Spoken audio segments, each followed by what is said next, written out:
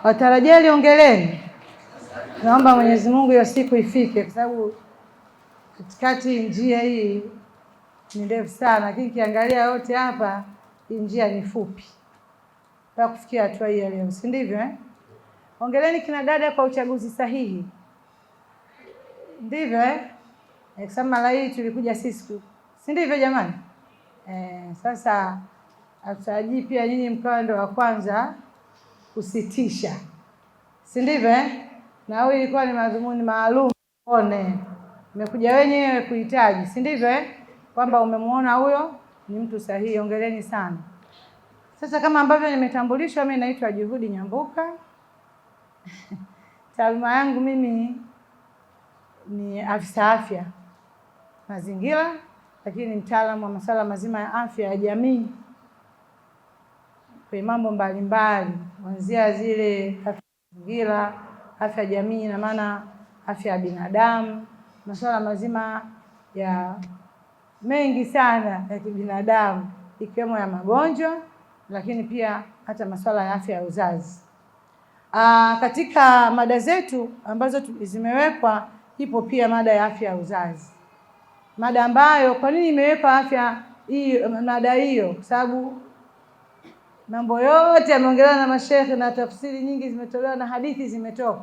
Lakini hii inaweza ikawa ndio kipengele sasa cha kwenda kubwagana. Au unasemaje? Naongea Kiswahili sawa? Alafu watu afya hatufichi. Sawa eh? Mtazungumza, sema yule mama vipi yule, hapana.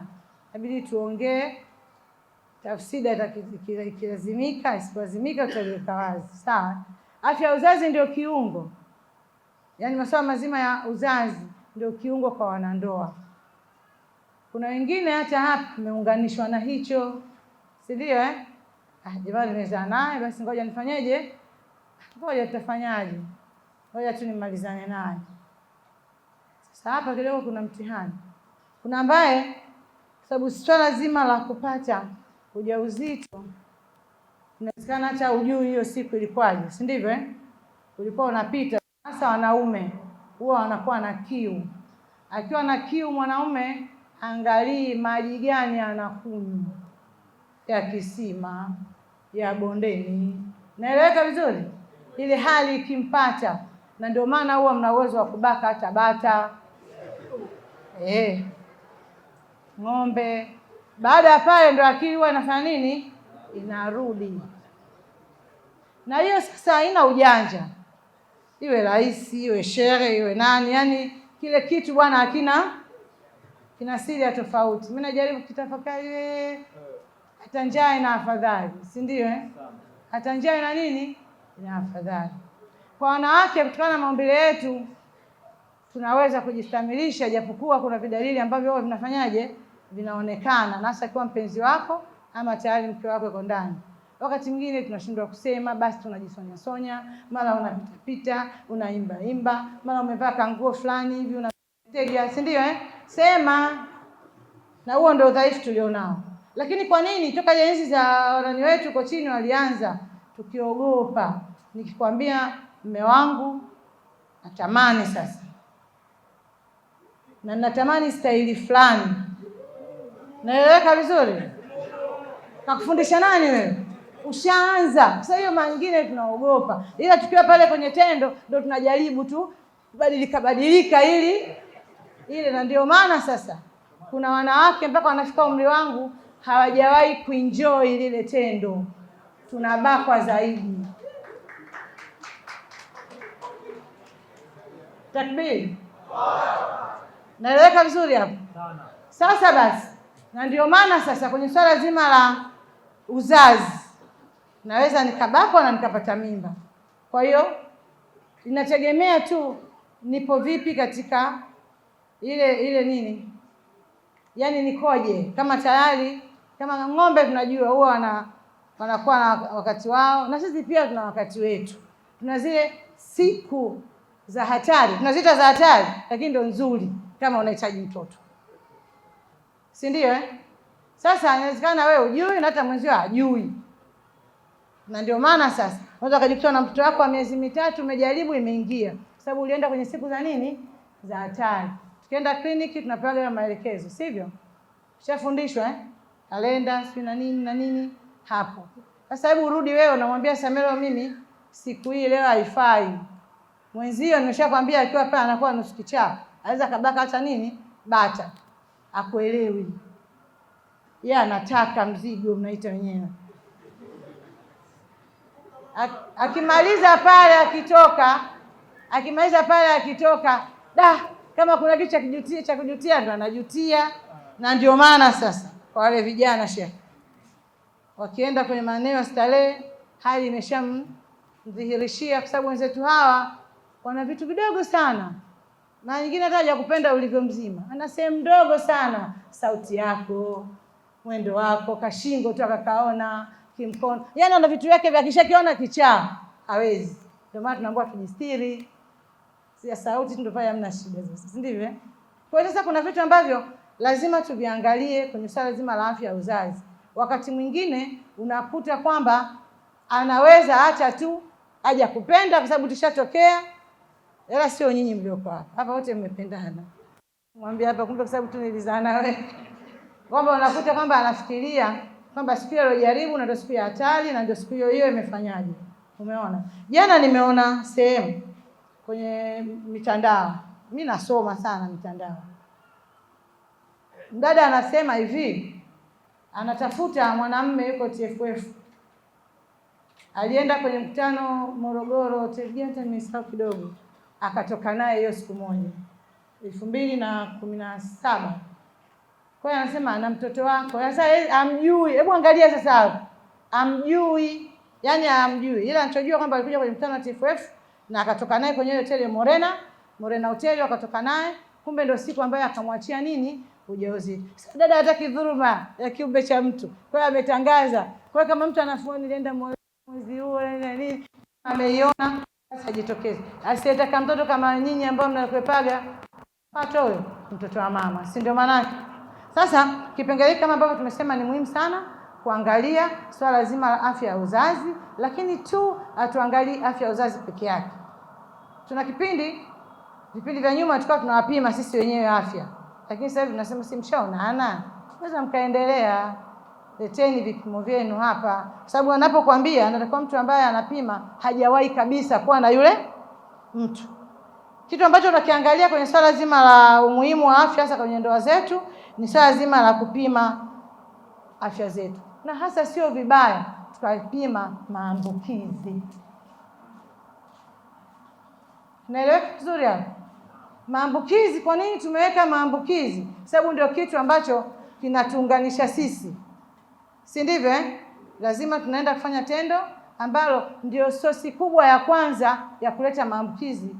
Hasa ya nini? Maambukizi ya HIV. Si ndivyo Kwa hiyo tukipima tukajitambua. Na wewe umeshakuwa naye, inakwaje? Mshatoka wote. Mmeenda kupima mkakuta hivyo, inakwaje?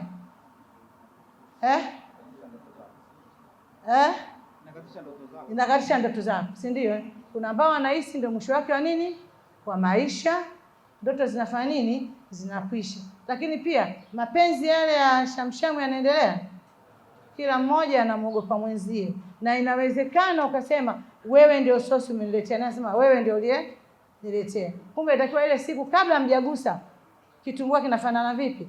Kina mchanga, kina nini? Itakuwa fanya nini? Uingie wote hali mkiwa mnajua kwamba mimi niko salama kiasi gani. Mashehe wanasisitiza na viongozi wote wa dini zote. Sasa imekuwa ni wimbo kwa sababu ndio sehemu kubwa ya kuja. Kwa mfano sasa mnaachana, amekuacha na gonjwa lako na gonjwa lako. Nini kinachofuata? Kila mtu kachiwa na vya kwake. Lakini kama mtaendelea kuishi, mmepimwa, mmeonekana nao, wataalamu watawapeni namna nzuri bora ya kuishi na maambukizi hayo ili hali mkiwa mke na mume. Sawa jamani? Na pia watawapeni namna nzuri ya kuzaa. Ipo na watu wanaishi hivyo na wengine hata hamwajui kwamba watu wanaishi na nini? Na maambukizi. Lakini kingine ambacho tunakiangalia, kupima magonjwa mengine hasa haya makubwa. Ukajua sababu sasa hivi swala zima la magonjwa kama ya sukari, sio zamani unasema wazee afu wanene. Sasa hivi wanapata, na ndio maana anapozaliwa mtoto anapimwa sukari hapo hapo. Ili kuanza kudhibitiwa na kuwapa nyinyi mtoto wenu mnavyoondoka naye nyumbani, mjue kama ana maradhi hayo muendelee kuishi naye vipi. Sawa, sababu sukari sio magonjwa ya kuambukiza. Sukari ni magonjwa ya kurithi, japokuwa yapo yanayojitokeza kutokana na mwenendo wako wa tabia za kimaisha, hasa kwenye swala zima la ulaji, unaweza ukapata. Lakini sehemu kubwa kama baba mama walikuwa nayo miaka hiyo, ukishajua tu ndani ya familia ile, kuwa na tahadhari sana kwamba nyinyi watoto ambao mmezaliwa na kizazi hicho kina uwezekano mkubwa wa kufanyaje, kupata ugonjwa huo. Cha msingi tu kujidhibiti. Lakini kingine ni kupima masuala, kujua masuala mazima magonjwa kama pressure, donda vya tumbo, na kingine ya kuangalia zaidi ni magonjwa ya zinaa, ambayo pia nimesema inawezekana ukauna maambukizi ya magonjwa kama HIV na nini, lakini kwa na huo ugonjwa ambao ndani yake mkiendelea lazima mtazidi kufanyaje, kusambaziana, ama hatimaye mkafikia katika hatua mbaya. Kwa ni vyema pia kujua swala zima la magonjwa ya zinaa. Kingine ambacho ni muhimu kujua ni swala zima la kujua aina yako, kundi lako la damu ni lipi. Mnaishi ndani wanandoa lazima mjuane. Mimi grupu yangu ni A positive, A negative, ni O hivi, ili mjue. Inawezekana mna match ama kila mtu ana kundi lake. Likitokea tatizo ni rahisi kufahamu mapema namna gani ya kusaidiana, ama mtoto wenu ama nyinyi wenyewe. Kwa hiyo ni muhimu, hivyo vitu ni muhimu sana. Lakini kingine kama nilivyosema, ni vyema sasa mkapata ushauri wa afya ya uzazi, ambayo nimesema ndio kiungo kikubwa ndani yenu. Sawa jamani?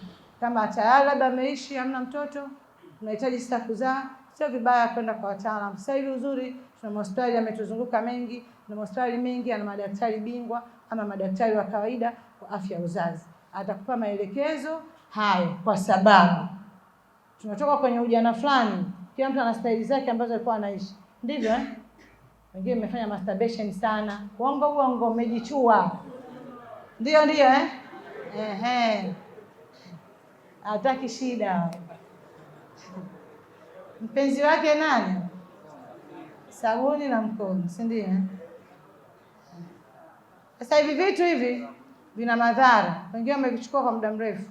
Kuna ambao anakaa zile mbegu zinatoka tu bila kujua. Wapo ambao imeshatokea haya. Sinyoshe mkono. Yeye jiangalie ndani ya nani yako. Kama unaona umefanya sana na umeshacheza una tale mtaani wa kuambia baba nani mama nani, baba nani, hebu jaribu kwenda kwa daktari.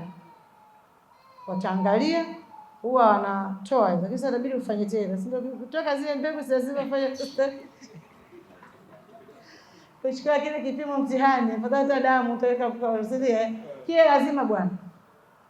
Uende kule, kakaangu aliambiwa aende, mke wake akaamini kwamba anaenda sasa na nani, anasema kipimo ndio kile. Akaambiwa anaenda na mpenzi wake aliyekuwa naye zamani. Kwa hiyo akaenda, unatoa zile mbegu, wataalamu wanaziangalia uwezo wake ukoje, basi watakushauri.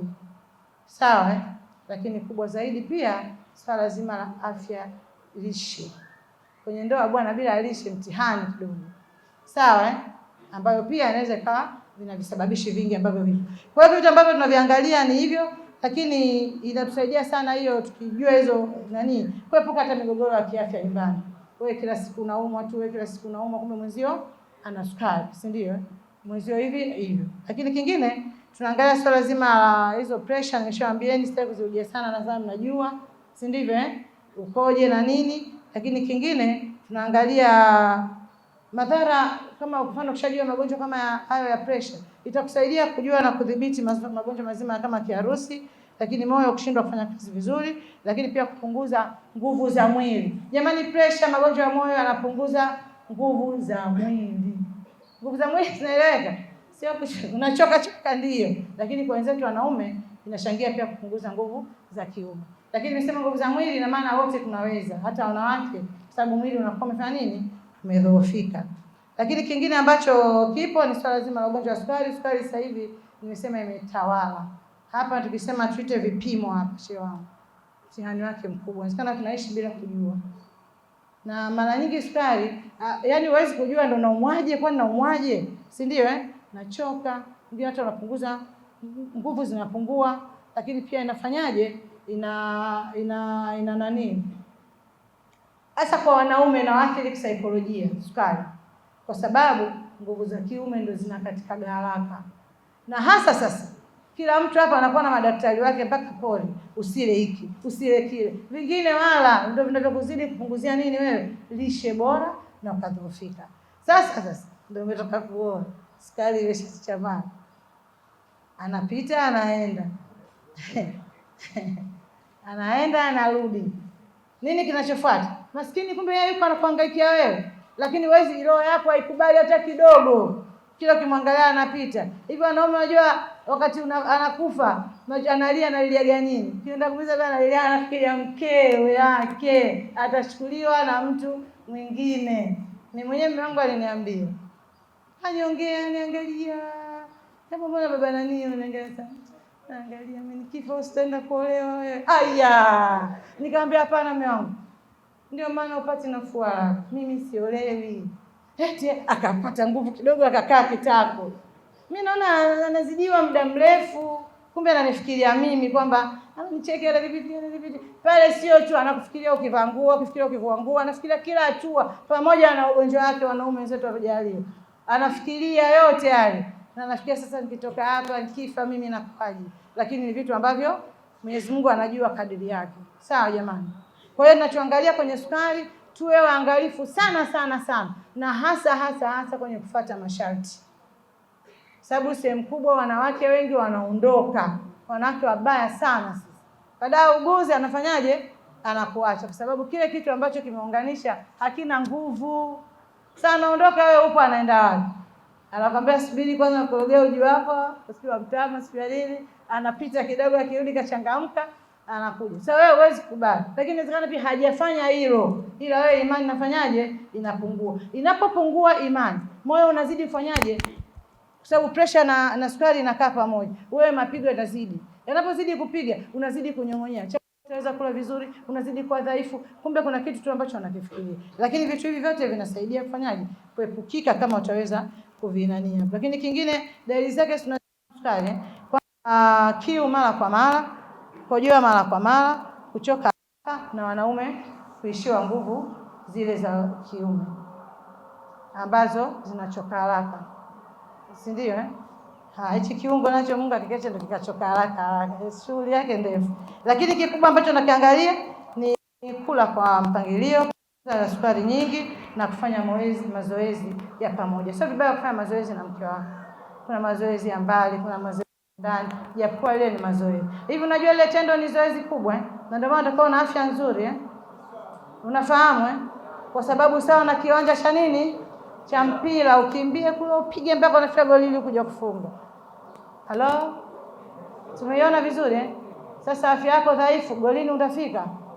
Ndio pale kabla. Na ukimaliza pale, mwenzio ndio kwanza yupo hata pale kati kwenye center hajafika. Wewe ushafika golini umemaliza.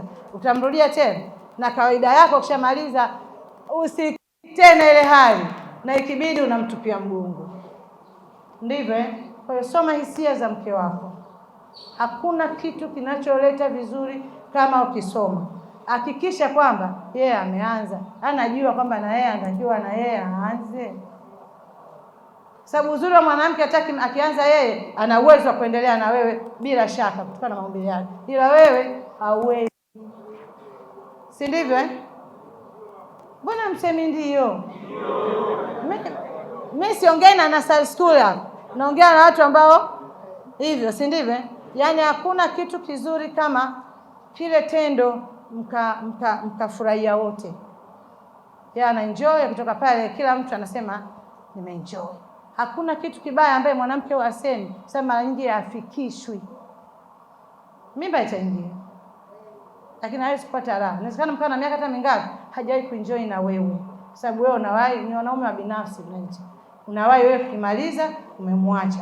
Mrudie muangalie. Kuna namna gani ya kumsaidia ili na yeye aweze kumaliza. Ili aweze kuenjoy na ili asiweze kutoka. Sasa ngoja shauri yako akakutana na shamba boy, akaelewa hiyo wapi afikishe. Haijalishi hata kama wewe ni meneja wa shirika gani. Angasa hicho kitu kilivyokuwa. Haijalishi hata kama meneja wa nini? Wa nini? Kiasi kwa atamtuma akamuokotee kiatu vumbi. Akamsafishie uvunguni. Naeleweka vizuri? Ila sio wale. sio waliokuwa hapa. Tukiangalia akapata mtu, haijalishi sisi wanawake za tulivyo, akakufikisha, haijalishi title yako, haijalishi mume wangu ana nafasi gani, naeleweka vizuri. Cha msingi kumbe ndio inakuwaga hivi, sababu kuna wanawake hawajajua mpaka leo inakuwaje yeye akifika kileleni. Hapo ndio kwenye shida sana kwenye ndoa. Bora sasa uombe Mungu huyo mtu aende na wewe hivyo hivyo kila siku, akajua ndio mambo yanavyokuwa. Sasa akampata siku moja tu bahati mbaya, kaja kumsafishia uvugu, kumwokotea kiatu uvugu akamfikisha kule anakotaka kufikishwa. Kwa hiyo kila akikaa ndoto zake ziko kwa nani? Haijalishi analima, ndio mkulima wake wa ndani, haijalishi shamba boy wake, haijalishi yeye anatembezaga, haijalishi muha mtembeza vyombo, haijalishi nani. Halo, sio muha wale wanapita kwetu, usianze kwenda kuwapiga papanga. Kwa hiyo kuna kipengele kizito sana hapo, ambako mtihani huu ni mzito, ambao hata wazee wetu wengine viliwashinda. Kwa hiyo tuangalie, tucheze naye. Cheza na mke wako, cheza na mke wako, cheza naye utapata tu. Nimesema sisi wa kujieleza, naogopa tunaweza nilifundishwa na nani.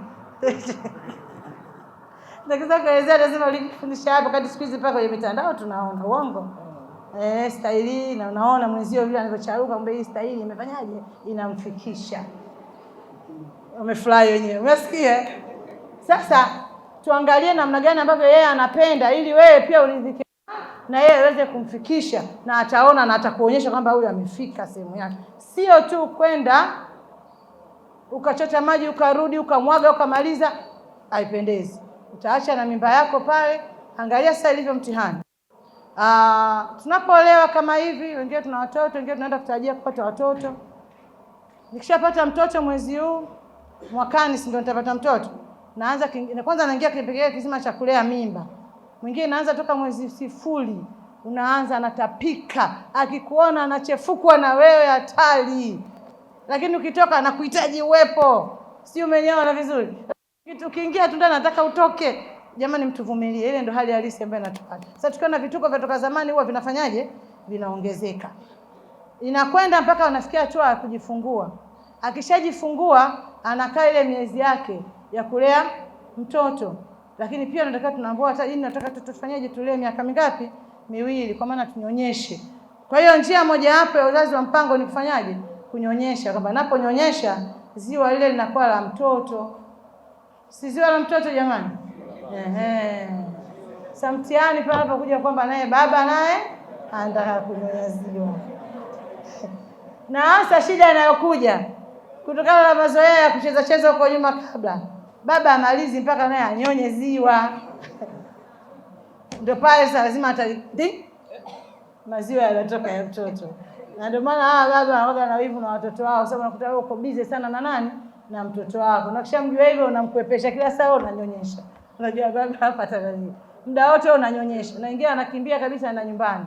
Kwa kuhofia kwamba itakuwaje. Tunataka watoto tuleo. Kwa hiyo muda ule wa kunyonyesha tunalea, tunarudi tunaangalia. Ana mtoto anachangamsha kidogo, baba odi, mimba nyingine. Tunalea tena mimba miezi 9 mpaka 10, tunazaa. Tunaanza kulea tena miaka yetu mingi. Mimba unaweza kupiga mpaka mimba zako watoto 5 hawa hapa. Mama muda wote yuko busy na vitoto vichanga, yuko busy na tumbo, yuko busy na wewe ndio sasa wewe ndio unaweza kuwa mnyonge pale sasa. Na sukari yako sio pressure, changanyikiwa. Tu unapomgusa, angalia mtoto ana nani? Tena ana joto. Yeye amekuwa daktari sasa kupimia. Na vituko nake. Anakaribia kuja kwa sababu ya kipindi akili yake yote kwa watoto wake. Anakujazia madonge kibao mezani ili ukija muone anaumwa.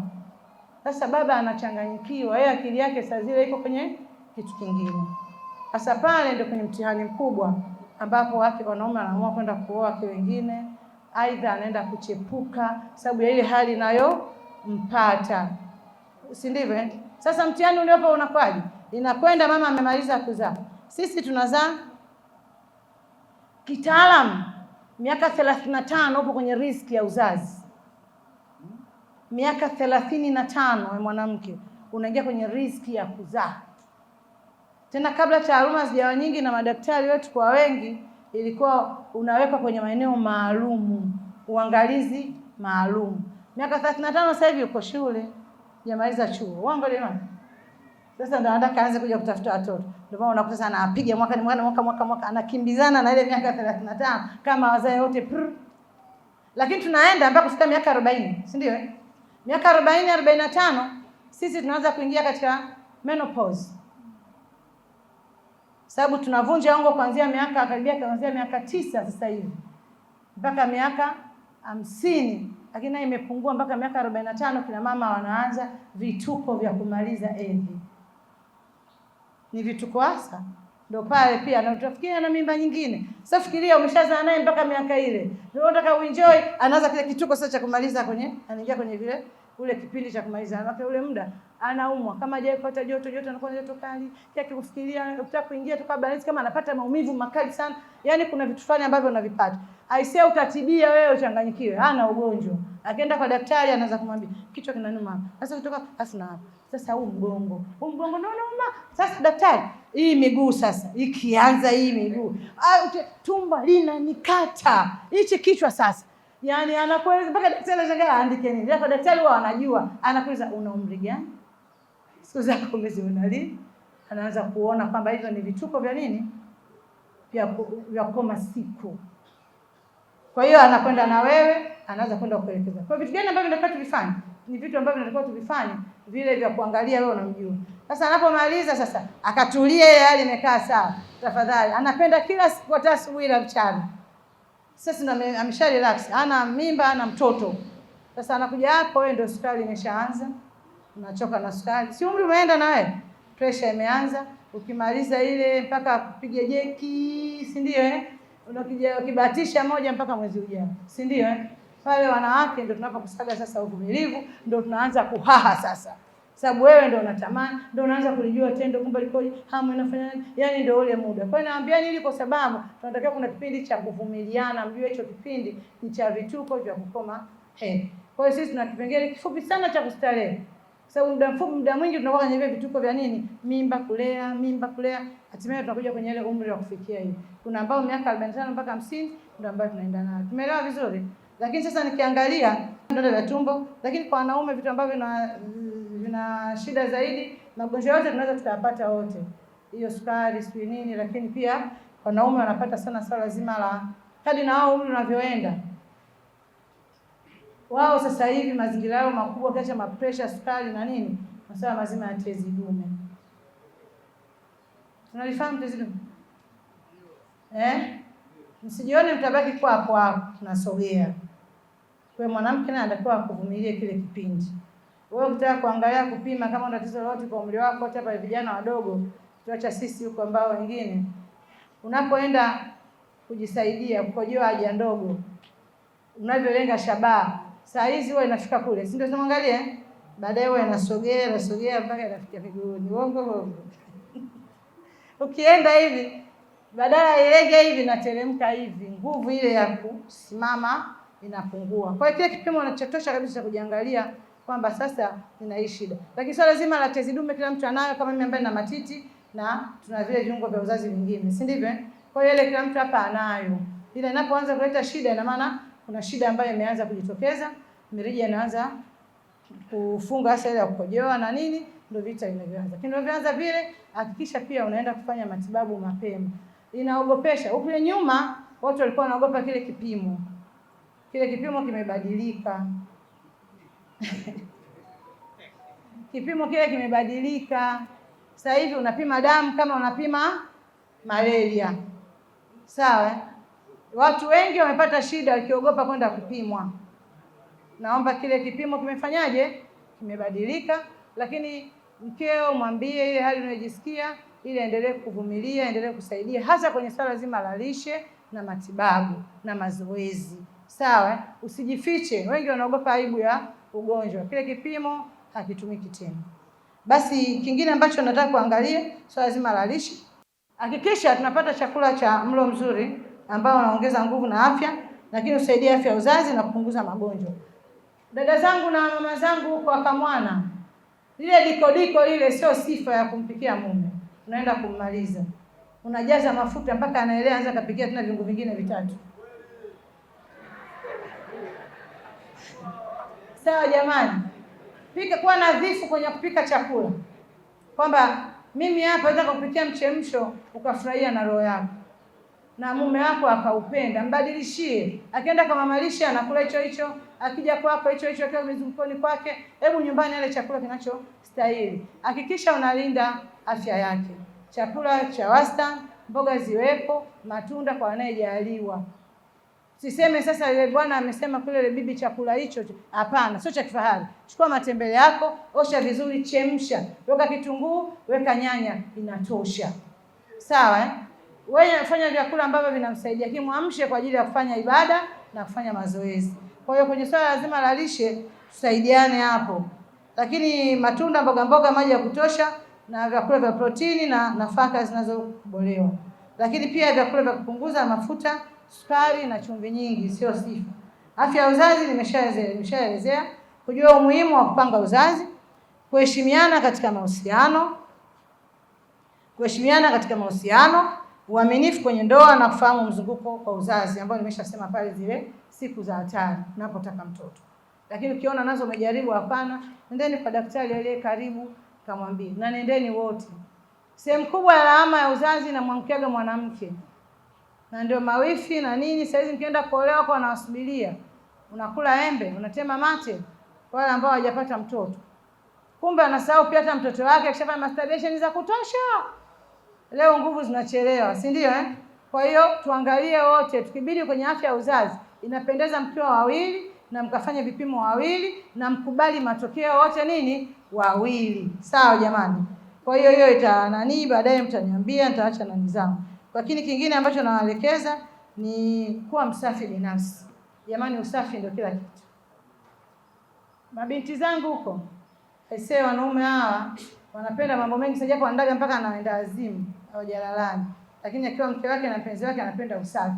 Nukia, oga vizuri, tenga muda wako mzuri wa kumaliza shughuli zako. Sasa ni muda wa mume wako. Vaa vizuri, pendeza, nukia. Perfume gani mumeo anaipenda? Fanya hicho kitu. Na kama hauna pia, usafi sio lazima hayo. Lakini tuepuke sana kutumia makemiko kusafisha sehemu za siri. Hiyo sio. Kwa sababu sisi tuna walinzi, tuna bakteria muhimu wanaolinda maeneo yetu ya siri. Kwa hiyo tuchunge hicho kitu. Basi baada ya kusema hayo, mimi najua mambo mengi haya tumekumbushana, mnayafahamu. Si ndio jamani? Tutaongea wengi, namba zangu zitakuwepo, hata waliopita nishawasaidia wengi. Nishapeleka kwa madaktari wa kizazi, wa madaktari wa wazazi, na tushasaidiana sana. Wengine haya ndio wasema walinifuata pembeni, na mimi sitakuja kukutaja kama huyo hapa alisema hivi. Ndio maana tuko hapa kwa ajili ya kuwasaidia. Basi pamoja na yote natakia kila laheri. Mwenyezi Mungu afikishe ile siku muhimu ambayo tunaitarajia, na jambo hili lipite kwa usalama na ndoto zenu ziweze kutimia, lakini hawa ndio wawe hawa. Si ndivyo jamani? Asanteni sana.